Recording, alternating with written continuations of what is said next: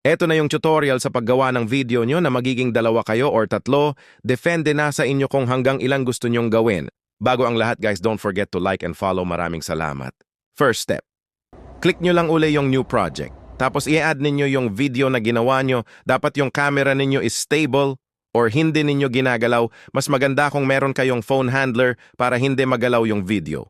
Pagkatapos nyo add yung mga video nyo na ginawa nyo, punta kayo sa last video or sa last clip tapos ay overlay ninyo para bumaba yung video. And then same process lang sa second clip ay overlay nyo rin para bumaba yung video.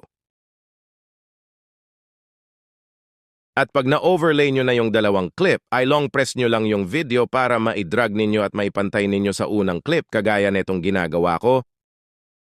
At ganon din sa last clip, ay long press nyo lang din para ma-drag ninyo at maipunta or mainpantay sa dalawang naunang clip. At kapag ganito na itsura niya, pag okay na lahat at pantay-pantay na yung mga clip, click nyo lang tong pangatlong clip or nasa pinakaibaba na clip. Tapos hanapin ninyo yung mask, ito yung nasa pinakadulo. Tapos ay click ninyo yung circle at i-drag doon sa last clip, parang ganito. At kapag okay na pwede nyo na rin dito labuan, pero mas maganda yung malinaw para kita. Tapos pag okay na click nyo lang tong check na nasa ibaba. Tapos na tayo sa third clip, punta na tayo sa second clip, tapos same process lang din kagaya ng ginawa natin sa third clip. Hanapin nyo lang uli yung mask, tapos click nyo lang uli yung circle. And then I drag nyo lang uli sa second clip, tapos ayan, na goods na. Diba ang dali lang, di mo kailangan dito ng pro guys, lahat ng to free lang. Ayan, na ganito na siya pag pinanood. Ganda na. Tignan, naging 3 na tayo. Mas maganda tong video guys kung walang sasakyan na nadaan.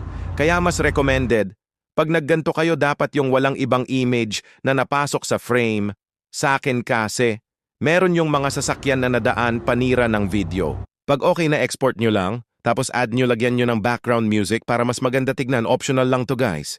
Click nyo lang tong audio, tapos extract nyo yung background music na gusto nyo. Optional lang to guys, nasa sa inyo na kung anong music gusto nyo. Tapos ganto siya pag pinanood. Paano kung magmahal ka ng isang taong bawal mahalin sapagkat siya'y nakalaan na para sa iba? Tatanggapin mo ba siya? Yun lang guys, sana nagustuhan nyo. Huwag kalimutan mag-like and follow guys. Maraming salamat.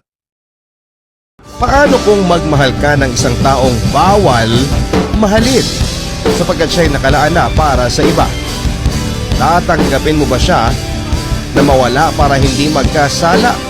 O handa kang magkasala, wag lamang siyang mawala?